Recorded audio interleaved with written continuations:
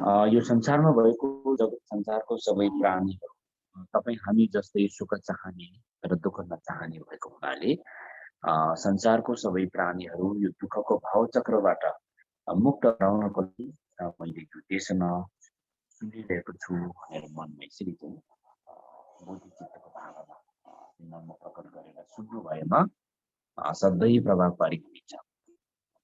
आजको विषयवस्तु छ सेन्के अर्थात् चित्त उत्पादको विषय रहेको छ। यो असाध्यै महत्त्वपूर्ण विषय हो। बुद्धको ज्ञान प्राप्त गर्नको लागि त सेन्के चित्त उत्पाद नभइकन बुद्धको ज्ञान प्राप्त सक्दैन। अब हामी त्रिरत्नको शरणमा त गयौँ, शरण गमनको नियमहरू पनि हामीले पालना गर्यौँ। फेरि बुद्धको भूमिलाई प्राप्त गर्नको लागि र यो भूमि मार्गको ज्ञानहरू चाहिँ प्राप्त गर्दै गर्दै गर्दै गर्दै आएपछि चाहिँ सर्वज्ञ सम्यक समृद्धको तत्त्व ज्ञानलाई प्राप्त गर्नको लागि सेन्के चाहिन्छ, होइन, चित्त उत्पाद चाहिन्छ। त्यस कारणले गर्दाखेरि अब सेन्के अथवा चित्त उत्पाद भनेको के हो त भन्दाखेरि सेन्के पानी स्यान्डे छिरिहाल्दो भनेर चाहिँ मैत्री बुद्धले भन्नुभएको छ, होइन, बोधिसत्व महासत्वले भन्नुभएको छ। चित्त उत्पाद भनेको अरूको निमित्त सम्यक सम्बुद्धिको प्राप्तिको चाहनालाई चित्त उत्पाद भनेर भनेको छ। अरूको निमित्त, अरूको निमित्त जगत संसारको सबै प्राणीहरू यो भावचक्रबाट मुक्त गराएर सम्यक सम्बुद्धको तत्त्वलाई, सम्यक सम्बुद्धत्वलाई चाहिँ प्राप्त गराउनेको जुन चाहना छ त्यो चाहिँ चित्त उत्पाद हो भनेर भन्नुभएको छ, होइन। अब यसमा सेन्के अथवा चित्त उत्पादभित्र पनि त्यसमा धेरै भागहरू छ। यसमा मूलत बोधि साधुचार्य अवतार ग्रन्थमा उल्लेख गरेको अनुसार यसमा चाहिँ समृद्धि बोधिचित्त, होइन, अनि परमार्थ बोधिचित्त भनेर भनेको छ, है। एवं प्रकारले यो समृद्धि बोधिचित्तभित्र चाहिँ अब प्राणिधान बोधिचित्त, प्रस्थान बोधिचित्त भन्नेहरू छ। फेरि आज हामीले जति चर्चा गरिरहेको छौँ यो सबै चाहिँ समृद्धि बोधिचित्तको विषयहरू गुरुहरूले चर्चा गरिरहेको हुन्छ। त्यही अनुसारको हामीले त्यसको आचरण गरिरहेको हुन्छ। यसमा यो समृद्धि बोधिचित्तमा अब यसमा प्रणिधान बोधिचित्त, प्रणिधान बोधिचित्त भनेको कस्तो हो त भन्दाखेरि संसारको सबै प्राणीहरूको लागि, सबै प्राणीहरू बुद्धको ज्ञान प्राप्त गराउनको लागि मैले चाहिँ अब शिव पालना गर्छु, अथवा मैले ध्यान गर्छु, अथवा मैले चाहिँ अब जप साधना गर्छु भनेर यसरी सङ्कल्प, के सङ्कल्प गर्यो संसारको प्राणीहरू बुद्ध प्राप्त गर्नको लागि चाहिँ जुन सङ्कल्प गरेको छ त्यो चाहिँ के हो, प्राणिधान। त्यसपछि जुन सङ्कल्प गर्यो अनुसार चाहिँ आफूले जुन सङ्कल्प गरेको व्रत बस्ने सङ्कल्प गर्नुभयो कि दान गर्ने सङ्कल्प गर्नुभयो कि शिव पालना गर्ने अथवा ध्यान जप गर्ने सङ्कल्प गर्नुभयो र प्रत्यक्ष रूपमा दान दिनु अथवा शिवको नियम उपनियमहरू पालना गरिरहेको चाहिँ प्रस्थान बोधिचित्त, जुन सङ्कल्प गरेर जुन परिणाम छ, प्रतिफल छ, प्रतिफल बुद्धको तत्त्व ज्ञान चाहिँ अन्तिम प्रतिफलको प्राप्तिको लागि मार्गमा प्रवेश भएर मार्गको चाहिँ आचरण गर्दै अभ्यास गर्दै अगाडि बढ्नु चाहिँ प्रस्थान बोधिचित्त भयो। यो दुईवटा चाहिँ बोधिचित्तको चाहिँ अब हाँगहरू यहाँदेखि अब चर्चा गर्दै जान्छ। त्यसपछि अब यसमा खास गरेर बोधिचित्तभित्र चाहिँ बोधिचित्तलाई बोधिचित्तको अभ्यास, बोधिचित्तको अभ्यास भन्नु नै के हो भने मति शोधनको अभ्यास हो। मति शोधन भनेको के हो भने मनलाई आफ्नो चाहिँ क्लेशयुक्त मनलाई चाहिँ बिस्तारै बिस्तारै चाहिँ त्यो मनलाई चाहिँ नियन्त्रणमा ल्याउनको लागि पनि बुद्धि शोधनको अभ्यास चाहिन्छ। अनि आफ्नो मनमा भएको विभिन्न नकारात्मक सोचहरूलाई चाहिँ परिमार्जन गर्ने अथवा मनलाई परिमार्जन गर्ने, मनलाई, मनको मैलोलाई माझेर सफा बनाउने अभ्यास नै के हो, मति शोधनको अभ्यास। यसको लागि चाहिँ अब मति शोधनको अभ्यासभित्र यो चित्त उत्पादलाई अभ्यासको दृष्टिकोणबाट हेर्दाखेरि अभ्यासको विधिबाट चाहिँ हेर्दाखेरि यसलाई चाहिँ के छ भन्दाखेरि अघि भनेको जस्तै प्रस्थान बोधिचित्तको माध्यमबाट चतुर्ब्रह्म विहारको अभ्यास छ, अनि प्रणिधान बोधिचित्तको अभ्यासबाट चतुर्ब्रह्म विहार, प्रस्थान बोधिचित्तको अभ्यासमा उतार्नको लागि चाहिँ 60 पारमिताको अभ्यास गर्दै गर्दै अगाडि बढ्नु। अब यसमा चतुर्ब्रह्म विहारको बारेमा आज थोरै चर्चा गर्छु। तपाईहरुले पाठ पढ्नुहुन्छ, सांगे छोराको नम्बर पढ्नु दामी क्या भन्छ दामी दिन्छ के सुन्नु ठुला सांगे शो भन्ने यो क्याप्टो भयो चरण गमनको पाठ गरिने हैन, धेरै जसो हामी सबैले सिक्नु भएको होला। त्यसपछि सेन्केमा चित्त उत्पादमा सञ्जन थम्जे देवादाम देवी जुदा जनबर ढुङ्गल दा ढुङ्गल की जुदा थवर जुर्ची ढुङ्गल ने भी देवा तबादाम जुलवर जुर्ची निरिन छादान्य दाम थौदी तान्यम ला नेभर जुर्ची। यो चाहिँ चित्त उत्पाद भयो। र आजको विषय चाहिँ यो चाहिँ सञ्जन थम्जे देवा चतुर्ब्रह्म विहारको विषय चाहिँ सञ्जन थम्जे देवादाम देवी जुदा जनबर जुर्ची भन्ने चाहिँ यसले मैत्रीय बोधिचित्तको बारेमा बताइरहेको छ। मैत्रीय बोधिचित्तको अभ्यास, मैत्रीय बोधिचित्त भनेको के हो त, त्यसको स्वभाव कस्तो हुन्छ भन्दाखेरि जगत संसार समस्त प्राणीहरू सुख र सुखको हेतुले सधैँभरि चाहिँ सुख र सुखको कारणबाट युक्त हुन सकुन् भन्ने चाहिँ जुन चाहना छ, जुन भावना छ, त्यो चाहिँ मैत्रीय हो। त्यसपछि 2 नम्बरमा करुणा बोधिचित्तमा चाहिँ सञ्जन थम्जे धुमल की जो दाँठलबाट जुर्ची त्यो करुणा भयो। सर्व प्राणीहरू दुःख र दुःखको हेतुबाट, दुःख र दुःखको कारणबाट सदाको लागि मुक्त हुन सकुन् भन्ने प्रकारको भावना छ, आशय छ, त्यो चाहिँ करुणा बोधिचित्त भयो। त्यसपछि मुदिक्त बोधिचित्त भनेको चाहिँ फेरि दुङ्गल मेबे देवा दम्बादम मिडलवर जुर्ची हैन, दुःख रहितको जुन परम सुख छ त्यो परम सुखबाट संसारको प्राणीहरू सबै त्यो दुःख रहितको परम सुखबाट कहिले पनि वियोग नहोस्, अलग नहोस् प्रकारको भावना चाहिँ त्यो चाहिँ मुदिक्त बोधिचित्त।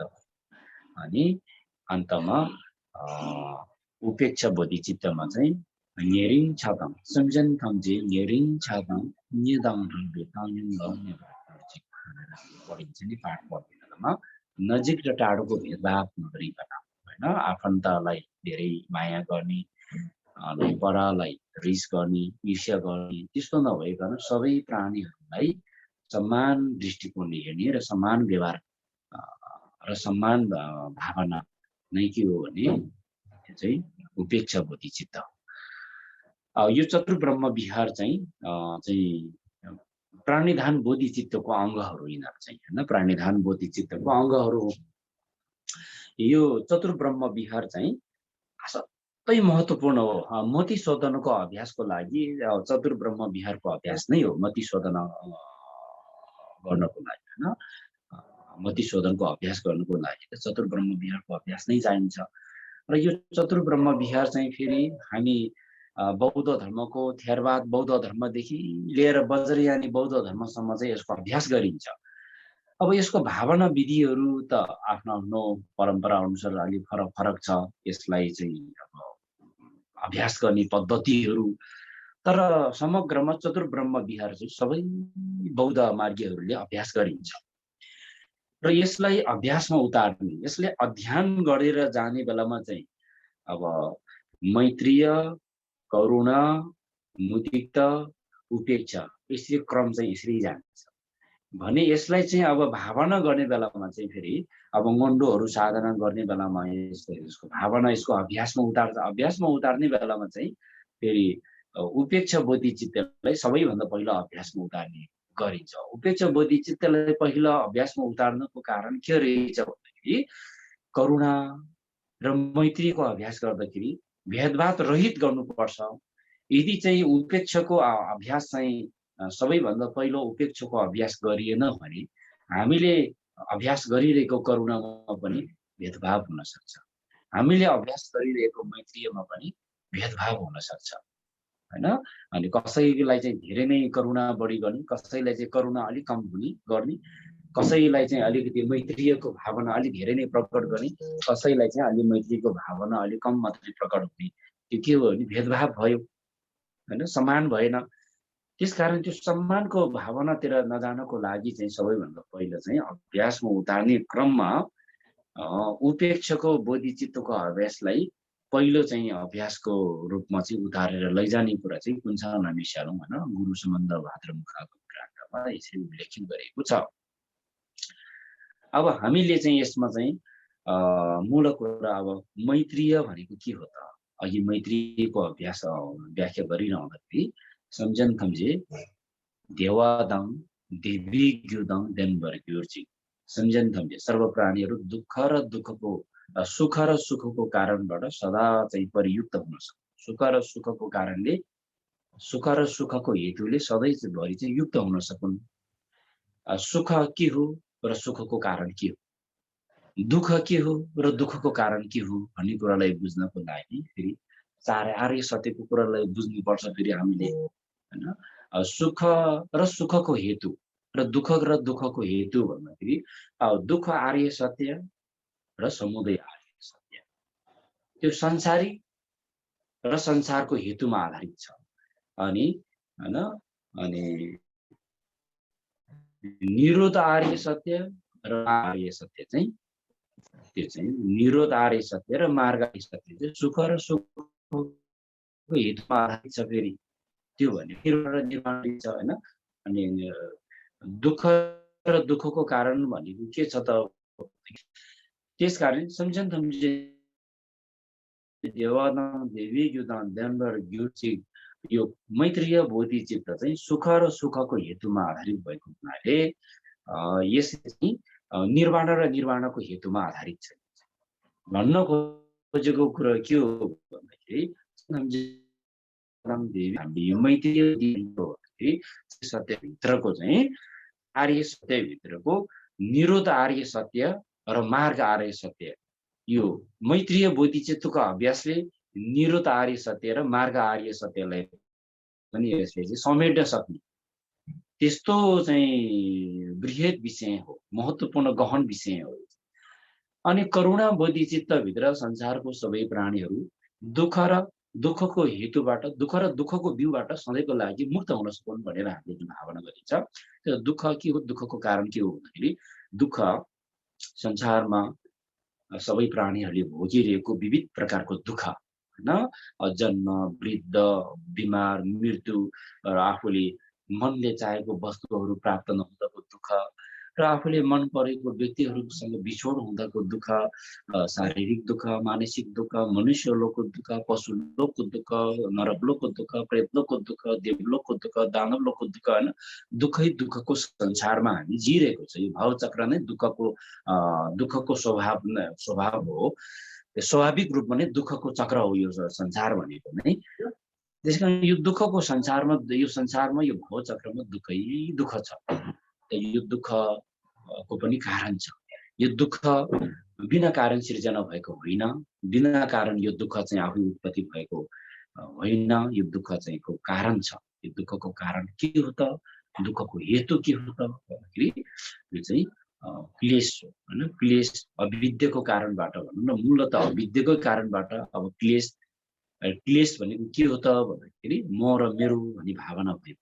त्यो भावनाको कारणबाट गर्दा गर्दा गर्दै अनि त्यसबाट राग, द्वेष, मोह, ईर्ष्या, अहङ्कार त्यस्तो खालको चाहिँ भावहरू चाहिँ मनमा चाहिँ प्रकट भएर त्यसको कारणले गर्दाखेरि, त्यसको प्रभावले गर्दाखेरि अनि शरीरले पनि कुकर्म गर्ने, वचनबाट पनि कुकर्महरू बोल्ने, अनि मनले पनि नकारात्मक सोचहरू चाहिँ मनमा चाहिँ अब उब्जिने, अनि शरीर वचन चित्त नै अकुशल कर्मतिर संलग्न हुँदै जान्छ क्लेशको कारणले गर्दाखेरि।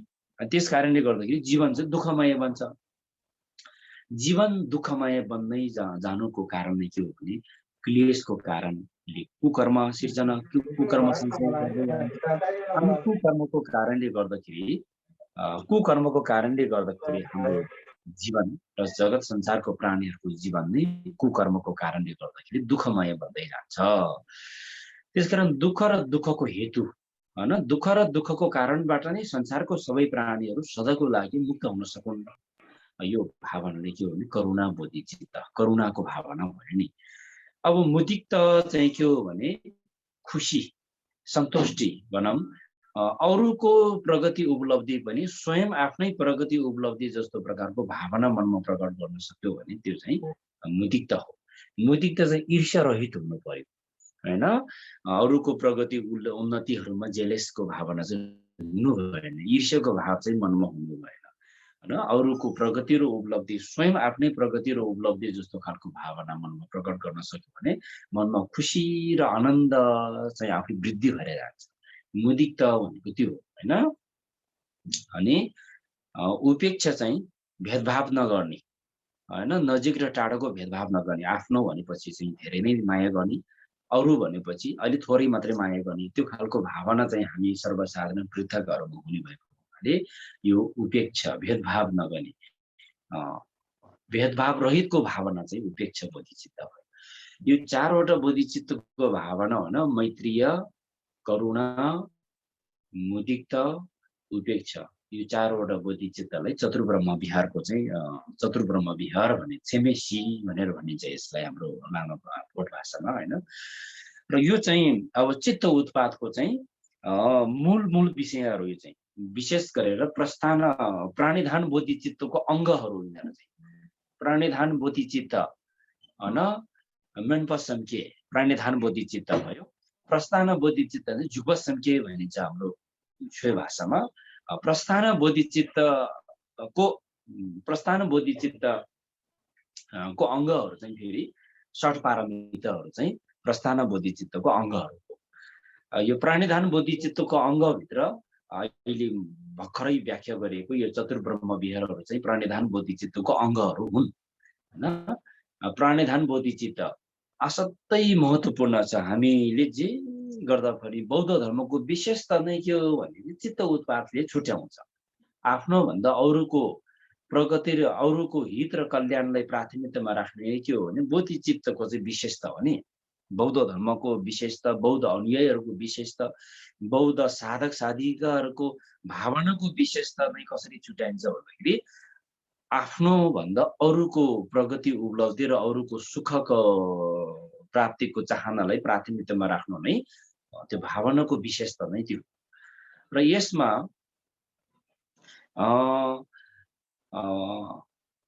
आफूभन्दा पनि जगत संसारको संसार छोलोको मातोरुवी सर्व प्राणीहरू यो भावचक्रबाट आफूभन्दा पहिलो मुक्त होस् र संसार छोलोको मातोरुवी प्राणीहरू आफूभन्दा पहिला बुद्धत्व ज्ञानलाई प्राप्त गर्न सक्छ। यो खालको भावना चाहिँ के हो भने फेरि महायानी बोधिचित्त हो। फेरि महायानी बोधिचित्तमा चाहिँ आफूभन्दा हरेक कुराहरूमा आफूभन्दा चाहिँ दुःखबाट अरू चाँडो मुक्त होस्, आफूले भन्दा सुख अरूले चाँडो मुक्त प्राप्त गर्न सकुन्, यो महायानी बोधिचित्त चाहिँ हो। यसमा बोधिचित्तकै विशेषताको कारणले गर्दाखेरि पनि भावनाको अभ्यासमा अलिक फरक छ। थेरवाद बौद्ध अभ्यास र महायानी बौद्ध अभ्यासमा पनि होइन। थेरवाद बौद्ध अभ्यासहरूमा के पाइन्छ भने बुद्ध प्राप्त गर्नेको लक्ष्य एउटै भए तापनि भावनामा अलिक फरक छ। संसारको प्राणीहरूको लागि पहिला म बुद्धको ज्ञान तत्त्व ज्ञानलाई प्राप्त गर्छु, बुद्धको तत्त्व ज्ञानलाई प्राप्त गरेपछि बल्ल चाहिँ भावचक्रको प्राणीहरूलाई उद्धार गर्छु, त्यो अभ्यास चाहिँ गरिन्छ। थेरवाद बौद्ध अभ्यासमा चाहिँ त्यसरी निभाइन्छ होइन। महायानी बौद्ध बोधिचित्तको अभ्यासमा चाहिँ आफूभन्दा पनि बरु पहिला अरू प्राणीहरूले बुद्धको तत्त्व ज्ञान प्राप्त गराउनेको चाहिँ स्थानमा राख्ने होइन।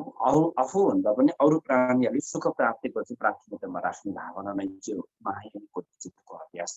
यसमा चाहिँ अलिक फरक छ र यसमा विशेष त अब हामीले चाहिँ जति नै हाम्रो बोधिचित्तको आशय, बोधिचित्तको भावना जति फराकिलो गराउन सक्यो, जति बोधिचित्तको भाव मनमा प्रकट गर्न सक्यो, त्यति नै हामीले गरेको पुण्य असाध्यै प्रभावकारी हुने। हाम्रो धर्म अभ्यासलाई प्रभावकारी बनाउने र फराकिलो बनाउन नै बोधिचित्तको भावनामा चाहिँ यसमा निर्भर पर्दछ।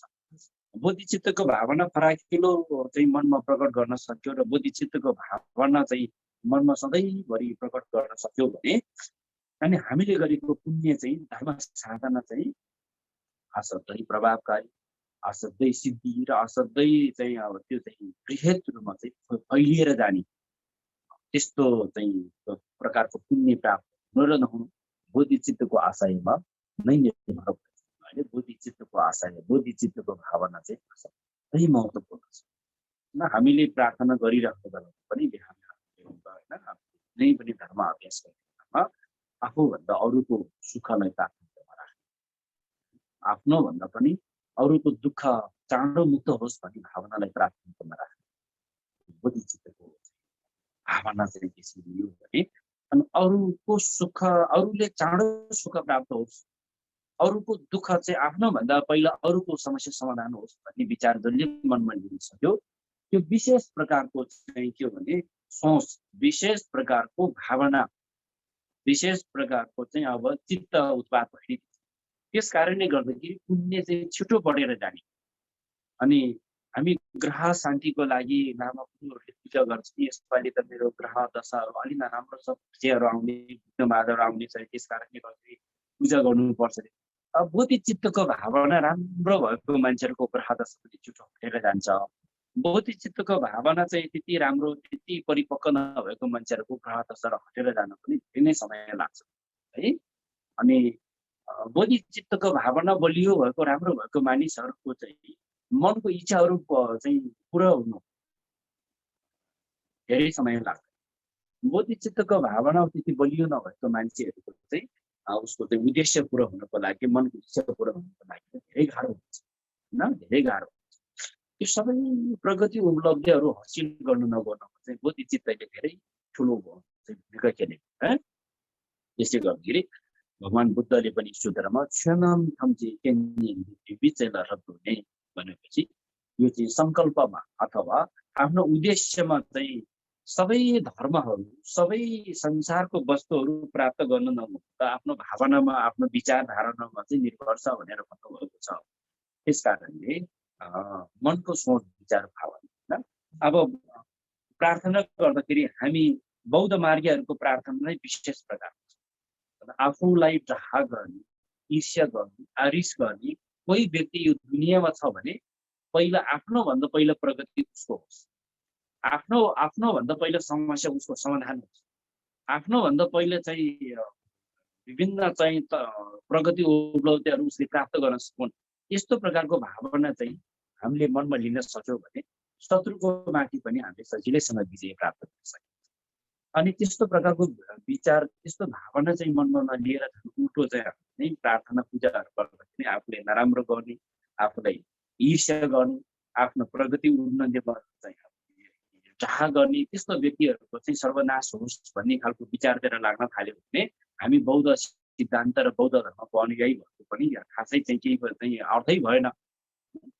त्यस कारणले अब ग्रह कटाउने, नराम्रो भूत प्रेतहरू अनि प्रेतहरूलाई पनि अब खुसी बनाउने विधिहरू अनि जति पनि आफूलाई मन नपर्ने शत्रु विघ्न बाधा पुर्याउन, आफ्नो विघ्न बाधाहरू पुर्यायो भने खुसी हुने त्यस्तो व्यक्तिहरू कोही छ भने हो, त्यस्तो व्यक्तिहरूको प्रगति र उन्नतिको लागि प्रार्थना गर्नु चाहिँ बोधिचित्तको असाध्यै महत्त्वपूर्ण धर्म अभ्यास हो। सधैँ चाहिँ हामीले त्यो सम्झिनुपर्छ कि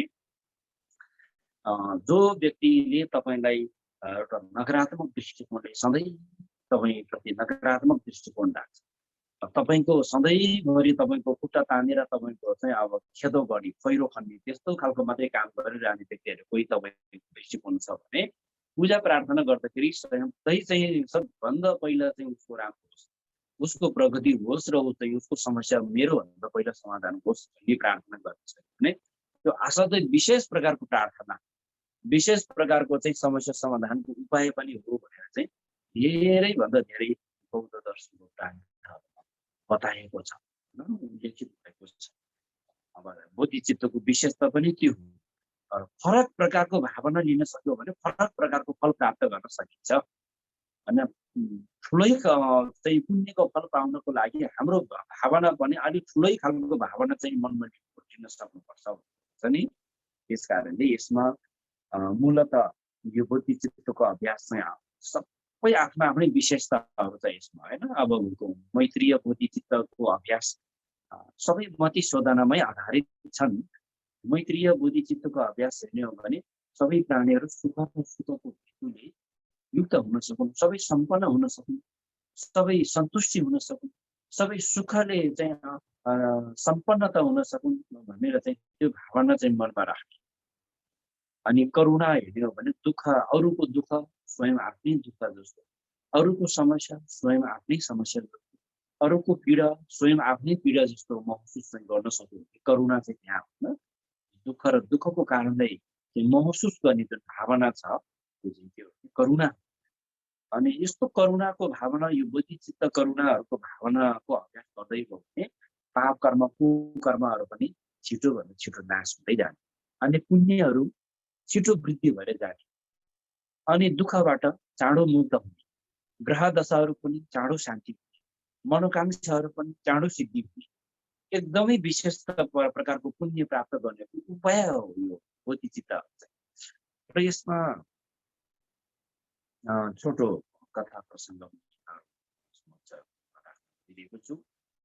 करुणा बोधिचित्तको अभ्यासबाट ज्ञान प्राप्त गर्नु, आफ्नो क्लेशहरू कुकर्महरू नाश गर्नु भएको कथा हुन त तपाईँहरूले सुन्नु भएको होला, तर यो प्रसङ्ग म जोडिदिँदाखेरि करुणा बोधिचित्तको अभ्यासको क्रममा एक समयमा एकजना सल्मी सुल्टिन नाम गरेको एकजना महिला चाहिँ भिक्षुनी बन्नु भएको रहेछ।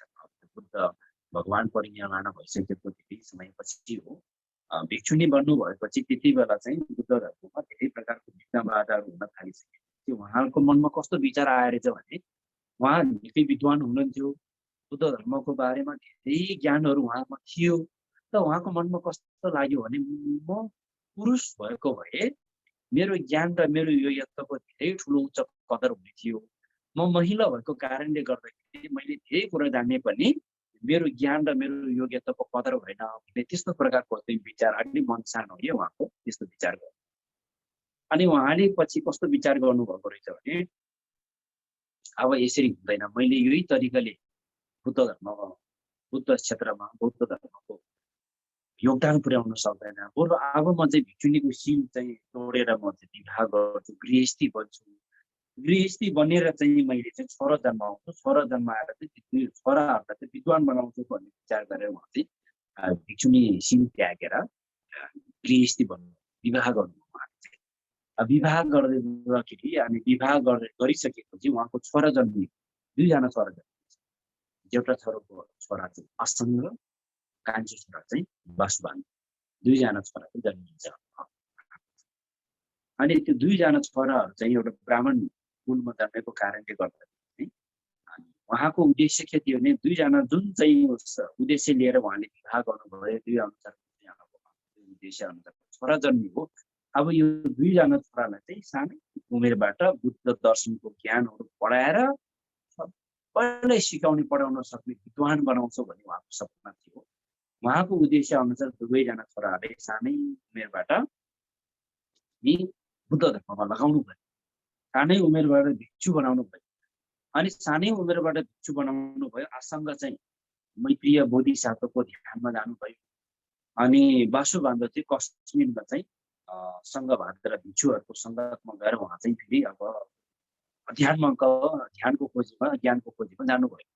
दुवैजना छोराहरूले ठिक ठिक ठाउँमा चाहिँ अब धर्ममा लगाएपछि अब यिनीहरूले बुद्ध धर्मको धेरै चाहिँ व्यापक प्रचार गर्छ भनेर उहाँ चाहिँ थुकै। त्यसपछि त्यो जेठो छोरा चाहिँ आसङ्ग बौद्ध धर्ममा भन्नु पर्दाखेरि नालन्दामा भगवान बुद्ध परिनिर्वाण भइसकेपछि बुद्ध धर्म व्यापक रूपमा फैलिएको नालन्दा बौद्ध विश्वविद्यालयबाट हो। नालन्दा बौद्ध विश्वविद्यालयमा चर्चित चाहिँ 6 जना चाहिँ गुरुहरूको नाम चाहिँ उच्चारण गर्नु पर्दाखेरि सबभन्दा पहिलो नम्बरमा चाहिँ असङ्गको नाम आउँछ। त उहाँको जेठो छोरा असङ्ग उहाँ मैत्रीय बुद्धको साधना गर्ने भनेर चाहिँ उहाँ चाहिँ अब वैशालीमा जानुहुन्छ। वैशालीमा गएर ओडारमा मैत्रीय बुद्धको जबसम्म मैले प्रत्यक्ष रूपमा दर्शन प्राप्त हुँदैन तबसम्म मैले ध्यान गर्छु भनेर एकदमै कठोर चाहिँ भगवान बुद्धले 6 वर्ष ध्यान बस्नु भयो नि त पहिला। अब बुद्ध सिद्धार्थ गौतमले होइन दरबार त्यागेर बुद्धको ज्ञान प्राप्त गर्नुभन्दा पहिला त निराजना नदीको किनारमा 6 वर्ष निराहार चाहिँ कठोर तपस्या बस्नुभएको थियो उहाँले।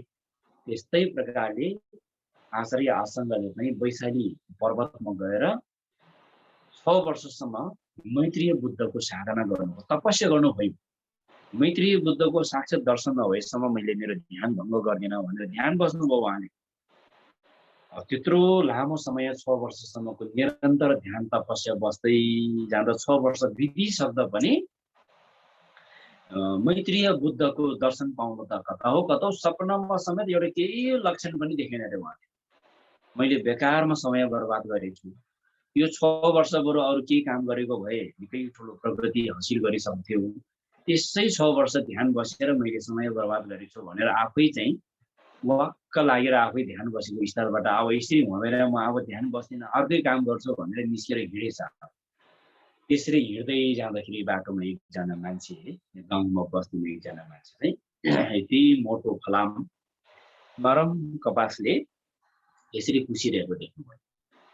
कुसिरहेको यति मोटो फलामलाई नरम कपासले कुसिरहेको देख्दाखेरि उहाँले सोध्नुहुन्छ, तपाईँ किन पुस्दै हुनुहुन्छ यो फलाम, बाक्लो फलाममा नरम कपडाले पुस्नुको कारण के हो भनेर सोध्नुहुँदा उहाँले जवाफ दिनुहुन्छ, मेरो घरमा लुगा फाटेपछि सिलाउने सियो छैन, मैले यो फलाम चाहिँ पुसेर चाहिँ सियाउँछु, यसबाट सियो निकाल्छु भन्ने कुरा सुनाउनुहुन्छ।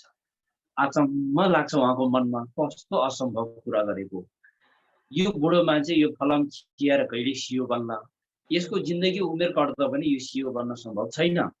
यो मान्छेहरू गृहस्थीहरू यस्तो सम्भवै नहुने खालको काममा लाग्यो पनि समय बर्बाद गरिरहेको छ भने मैले त मेरो तपस्या त अझै पनि जारी राख्नुपर्छ, मैले अझै पनि ध्यान गर्नुपर्छ। मान्छेहरू सम्भवै नहुने काममा लागेर पनि यसरी समय खेर फाल्छ भने मैले त खासै चाहिँ अझै पनि मैले ध्यान गर्यो भने सम्भव छ, मैले मैत्रीय बुद्धको दर्शन प्राप्त गर्न सम्भव छ भनेर फरक्कै फर्केर फेरि अघिकै ओडारमा गएर फेरि तपस्या गर्न थाल्यो उहाँले। फेरि 3 वर्षसम्म चाहिँ तपस्या गर्यो, फेरि पनि एकदमै चाहिँ विधिपूर्वक तपस्या गर्दा पनि ध्यान बस्दा 3 वर्ष बितिसक्दा पनि मैत्रीय बुद्धको दर्शन पाउनु त कता हो सपनामा समेत केही सुइको पनि हुँदै देखा परेन। फेरि पनि हारेस खान थाल्यो। फेरि मैले 3 वर्ष समय बर्बाद गरेको, अघि 6 वर्ष अहिलेको 3 वर्ष जोड्दा 9 वर्ष बित्यो बिचरा उहाँको। 9 वर्ष समय बर्बाद भयो, बरु अरू कुनै काम गरेको भए त निकै ठुलो प्रगति गरिसक्ने थियो यति बेलासम्म त। अब त हुँदैन, म अब फर्किँदैन भनेर फेरि चाहिँ फर्केर जानु गाउँ बस्तीतिर चाहिँ अब त्यो ध्यान बसेको स्थानबाट फर्केर चाहिँ जाँदै गर्दाखेरि फेरि बाटोमा एकजना मान्छे कुखुराको प्वाख चाहिँ पानीमा चोप्दै डाँडातिर पानी छाप्दै, पानीमा चोप्दै डाँडातिर छाप्दै गरेको दृश्य देख्नुभयो। फेरि मनमा जिज्ञासा लागेर सोध्नुहुन्छ, तपाईँले के गर्न थाल्नुभयो यसरी कुखुराको प्वाखमा पानीले चोपेर पनि यति ठुलो डाँडातिर छाप्दै गर्ने के गर्नु थाल्नुभयो भनेर सोध्नुहुन्छ। उहाँले जवाब दिनुहुन्छ, हेर्नुहोस् हजुर, मेरो घरमा सबैको घरमा घाम लागिसक्दा पनि मेरो घरमा घाम लाग्दैन। मेरो घरमा घाम नलाग्नुको कारण चाहिँ यो डाँडाले छेकेको छ, यो डाँडालाई चाहिँ म पानीले छोप्दै गिलो बनाउँछु, गिलो बनाएपछि यो चाहिँ आफै भत्किन्छ, त्यसपछि सिधै मेरो घरमा घाम लाग्छ। यस्तो सम्भव नहुने खालको कुरा गरेको सुनेर उहाँले चाहिँ आश्चर्यचकित हुन्छ। यो बुढो मान्छे कहिले यस्तो पानीको चित्तले छापेर कहिले यो पहाड गिर्ने, यसको जिन्दगी सकेर जाँदा तर यो काम सम्भव छैन। त्यसकारण यो बेकारमा समय बर्बाद गरिरहेको छु, म त भगवानको ध्यान गर्ने मान्छे, अझै पनि मैले ध्यान गर्यो भने बरु बुद्ध मैत्रीको दर्शन प्राप्त गर्नु सम्भव छ। त्यसकारण मैले अझै आफ्नो ध्यानलाई जारी राख्नुपर्छ भनेर फेरि फरक्कै फर्केर अघिकै ओडारमा गएर फेरि ध्यान बस्न थाल्नुभयो। फेरि पनि ध्यान बस्न थाल्नु, ध्यान बस्दै फेरि 3 वर्ष बित्यो उहाँको ध्यान। 12 वर्ष पुरा भयो उहाँको ध्यान। 12 वर्ष पुरा भइसक्दा पनि मैत्रीय बुद्धको दर्शन पाउनु त कता हो केही सपनामा केही सङ्केत समेत पनि देखा परेन। अब चाहिँ म फर्केर आउँदैन, मैले 12 वर्ष समय त्यसै खेर फाल्यो, मेरो यो त्याग तपस्या चाहिँ बालुवामा पानी हालेको जस्तै भयो, केही पनि काम लागेन भनेर हारेस खाएर अब चाहिँ म फर्किँदैन भनेर उठेर चाहिँ हिँड्न थाल्नुभयो उहाँ चाहिँ। त्यसपछि उठेर हिँड्नु थालिसकेपछि गाउँ बस्तीतर्फ जाँदै गर्दा बाटोमा बाटोको कुनामा एउटा कुकुर बिचरा आधी जिउ चाहिँ कुहिएर पछाडिको दुईवटा खुट्टा चाहिँ लत्रक्कै कुहिएर चाहिँ किरा परेर हिँड्नै नसकेर क्वाँ कराइरहेको अवस्थामा देख्नुभयो उहाँले। अनि त्यो कुकुरको शरीरमा पुरै कुहिएर किरा हिँडेको छ। कुकुर चाहिँ बिचरा घाउले दुखेर सहन नसकेर कुई रोइरहेको देख्यो। त्यति बेला उहाँको मनमा दया जाग्छ। त्यति बेला उहाँले त्यो कुकुरलाई हेर्दै गर्दाखेरि आँखाबाट आँसु आउँछ। ऊ बिचरा कति दुःख भयो होला, कति पीडा भयो होला, कसरी यसको घाउ निको बनाइदिउँ होला मैले, अब यसलाई कति भोग लागेको होला, यसलाई के खुवाउँ होला मैले भनेर एकछिन अलमलमा पर्यो। यति चाहिँ अब भाव, यदि मनमा करुणाको भाव प्रकट भएर आयो त्यो कुकुरप्रति उहाँको। अनि उहाँले चाहिँ मैले जसरी पनि यो कुकुरलाई बचाउँछु भन्ने विचार आयो। पहिला यसलाई बचाउनको लागि यसको घाउ सफा गर्छु, यसको घाउमा भएको सबै किराहरू मैले निकालिदिन्छु, अनि यसलाई चाहिँ मैले बरु मेरै शरीरको चाहिँ मासु काटेर यसलाई खुलाउँछु भन्ने मनमा विचार गरेको। त्यसपछि त्यो कुकुरको घाउको किराहरू निकाल्नु त किरा मरेर जाने, ननिकाल्नु त त्यो कुकुर चाहिँ अब बाँच्नै नसक्ने भयो। कस्तो गरौँ होला, नरम कपडामा त्यो कुकुरको घाउमा भएको किरालाई निकाल्नको लागि आफ्नै जिब्रोले निकाल्ने चाहिँ निर्णय गर्यो उहाँले चाहिँ। आँखा चिम्म गरेर त्यहाँ रगत कुहिएको छ, पिप बगेको छ, गन्ध आएको छ, कोही मान्छे त्यो छेउमा हिँड्दा पनि नाक थुनेर हिँड्नु पर्ने स्थिति छ, र पनि त्यो कुकुरप्रतिको उहाँको त्यो करुणाको भाव चाहिँले गर्दाखेरि उहाँले चाहिँ आँखा चिम्म गरेर आफ्नो जिब्रो, नरम जिब्रोले त्यो घाउको सबै किराहरू सफा गर्छु भन्ने विचार गरेर आँखा चिम्म गरेर जिब्रो निकालेर कुकुरको घाउमा भएको किरा यसो निकाल्न खोज्दाखेरि जिब्रो चाहिँ भुइँमा छुन्छ। उहाँको जिब्रो भुइँमा छोयो, कुकुरमा घाउमा न। यसो आँखा खोलेर हेर्दाखेरि मैत्रीय बुद्धको साक्षात् दर्शन प्राप्त भयो त्यति बेला उहाँलाई। ओहो भगवान्, तपाईँमा करुणा कमी भयो, तपाईँले मलाई चाहिँ म प्रतिको करुणाको दृष्टिकोण तपाईँमा कमी भयो भनेर उहाँले गुनासो राख्नु भयो। त्यति बेला मैत्रीय बुद्धले उहाँलाई भन्नुहुन्छ, ममा करुणाको भाव र तिमी प्रतिको दया र करुणा कमी भएको छैन, र तिमी जुन दिनदेखि ध्यान तपस्यामा लाग्नु भएको थियो त्यो दिनदेखि म तिम्रै साथमा छु, तर तिमीमा भएको कुकर्म, क्लेशहरू, पाप कर्महरू शुद्ध नभइसकेको कारणले गर्दा तिमीले मलाई साक्षात् देख्न नसकेको मात्रै हो। र तिमीले सुरुमा 6 वर्ष तपस्या गरेर तिमी फर्किने बेलामा बाटोमा नरम कपडाले फलाम खुसिरहेको वृद्ध मानिस पनि वास्तवमा म आफै थियो। त्यसपछि दोस्रो चरणमा तिमीले चाहिँ कुखुराको प्वाखमा पानी छापिरहेको वृद्ध मानिसलाई देख्नुभयो, त्यो पनि वास्तवमा म आफै हो।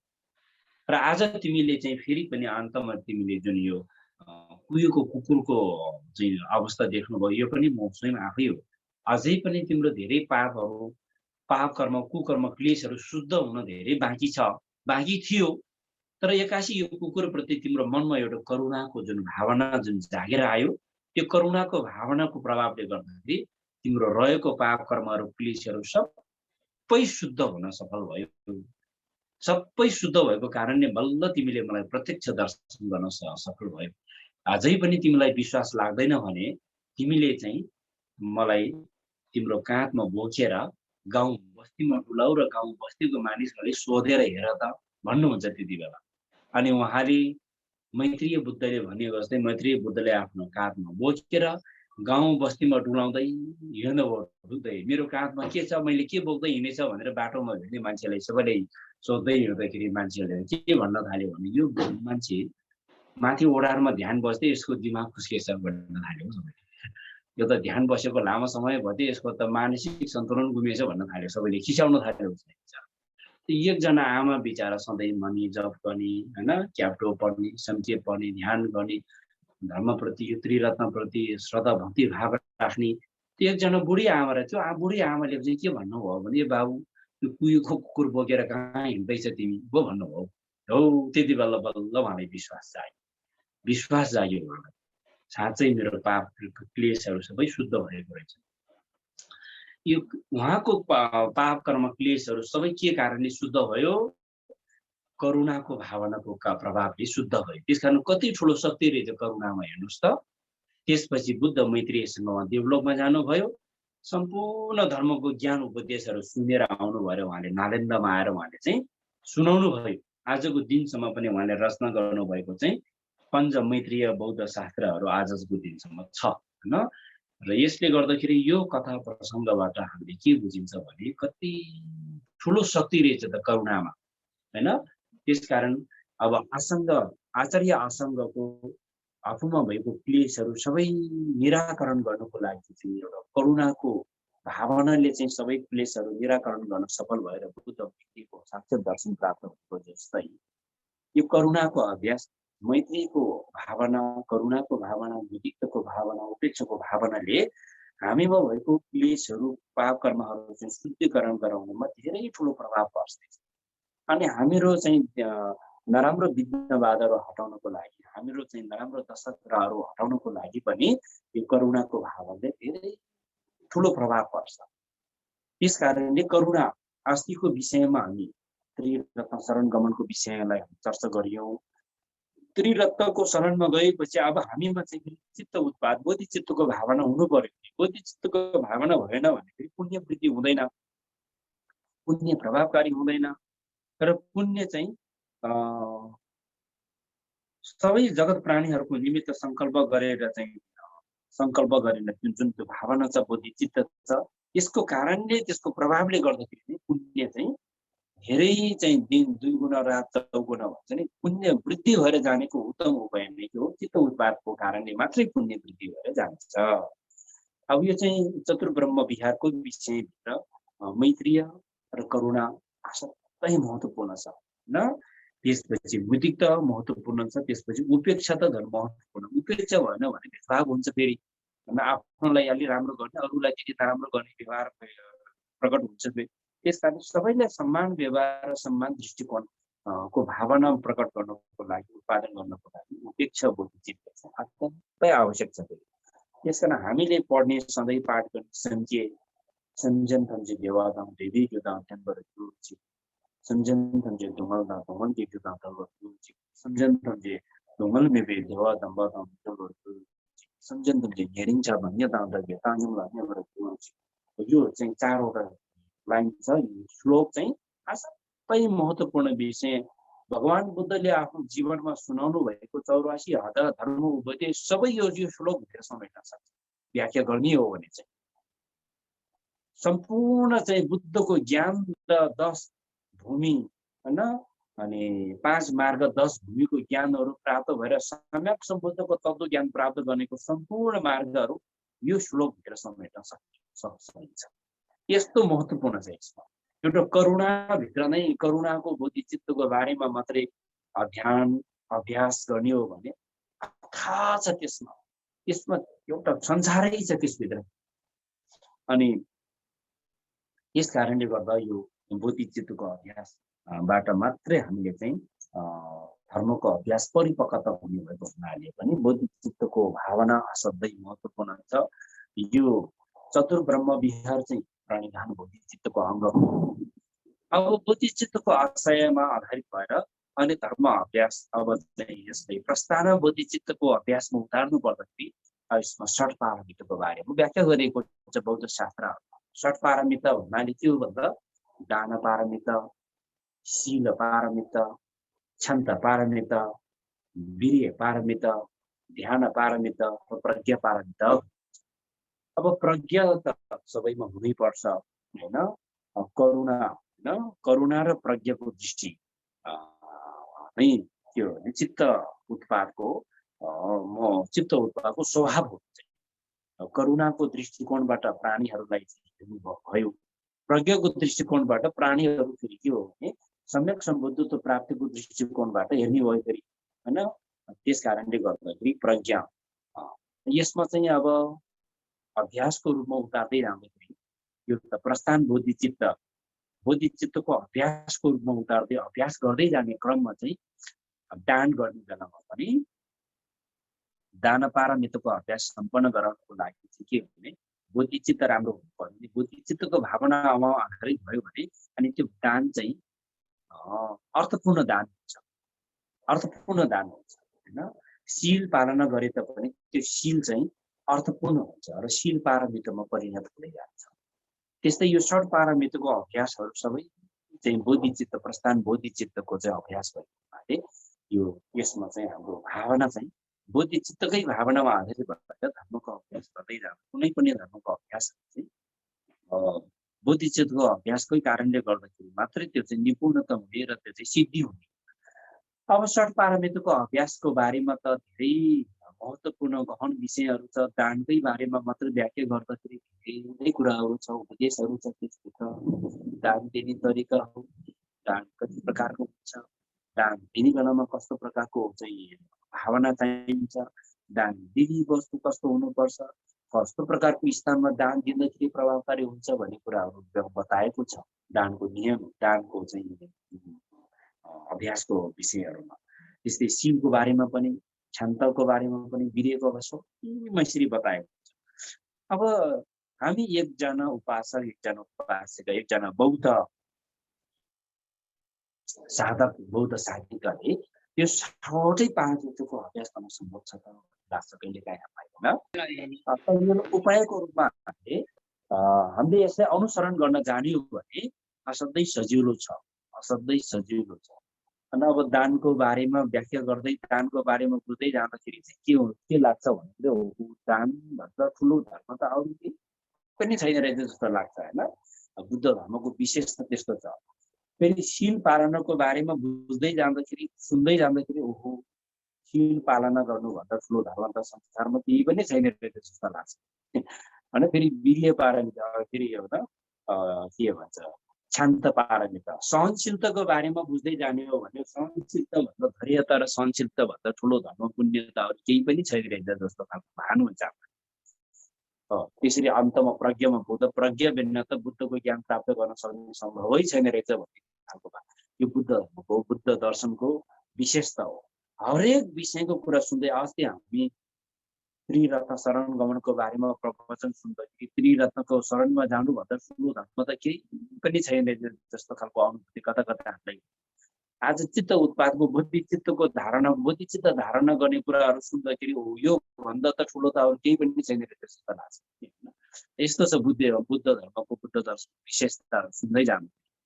र यसमा षट पारमितको अभ्यासलाई सर्टकटमा हामी एउटै धर्म स्थानमा, एउटै साधना गर्ने स्थानमा षट पारमितको अभ्यास गर्न सकिने विधि बताएको छ बोधिसत्व अवतारका।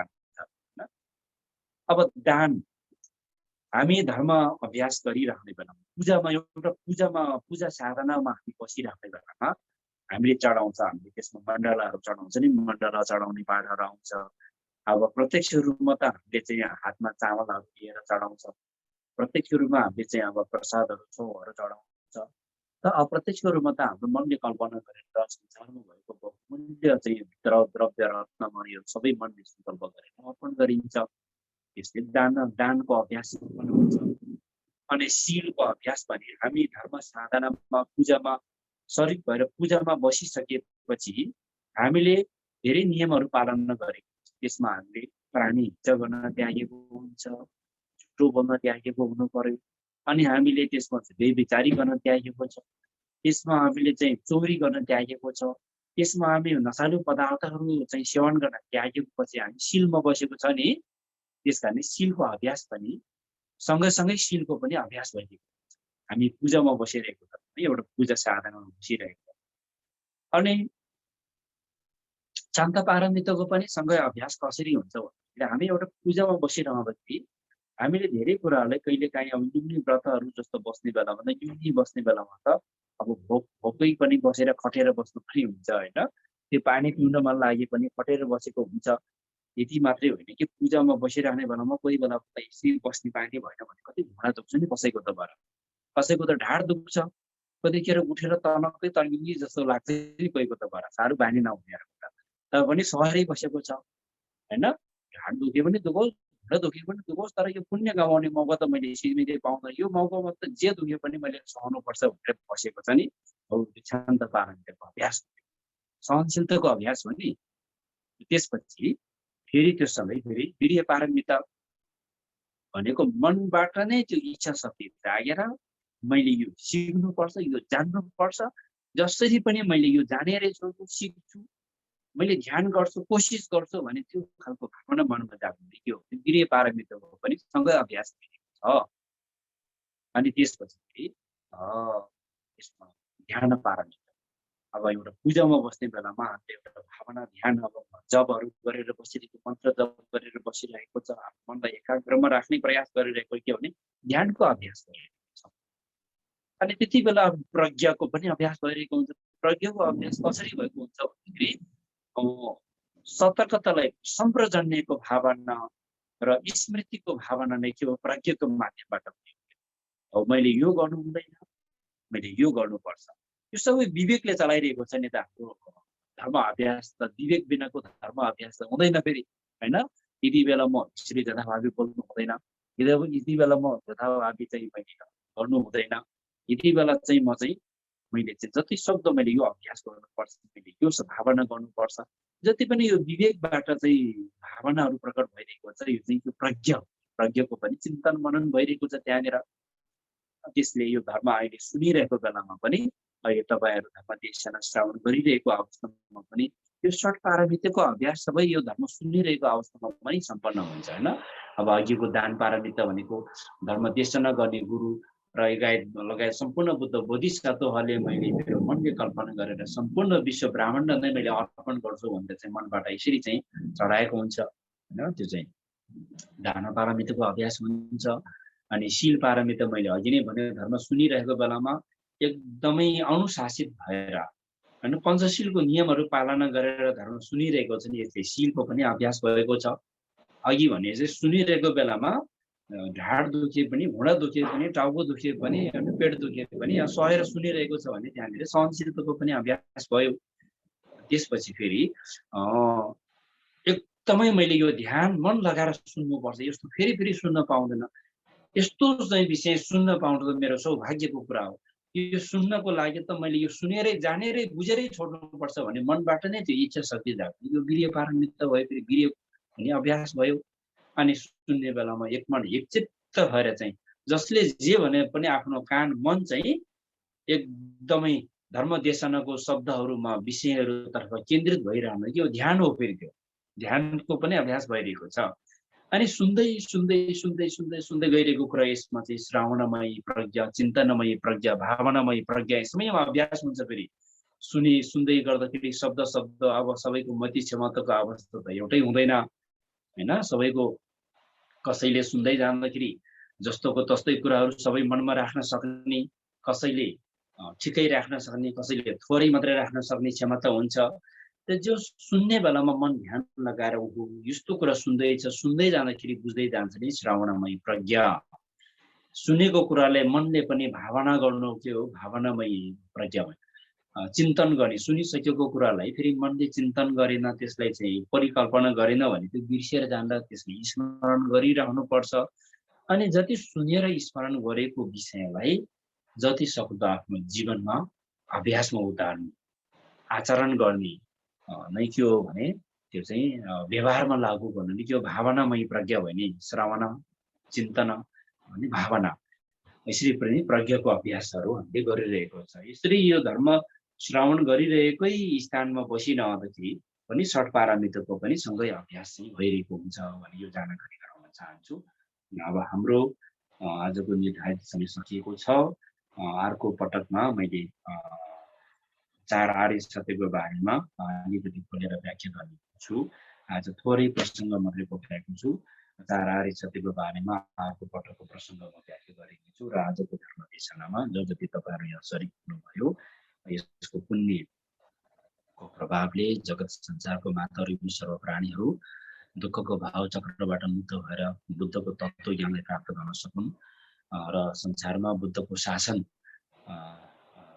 सम्पूर्ण मानव जगतमा विस्तार भएर जाउन् र हाम्रो धर्मको देशना गर्ने, मार्गदर्शन गर्नुहुने जति पनि हाम्रो परम पूजनीय गुरुहरू हुनुहुन्छ उहाँ गुरुहरू सबैको चिरञ्जीवी दीर्घायु हुन सकुन्। हामीले पनि गुरुहरूले मार्गदर्शन गरेको उपदेशहरूलाई, दर्शनहरूलाई चाहिँ यथाशक्य हाम्रो जीवनमा चाहिँ हामीले चिन्तन मनन गर्न सकुन् भन्दै आजको देशनालाई यही समाप्त गर्ने, विश्राम गर्न अनुमति चाहन्छु। यहाँ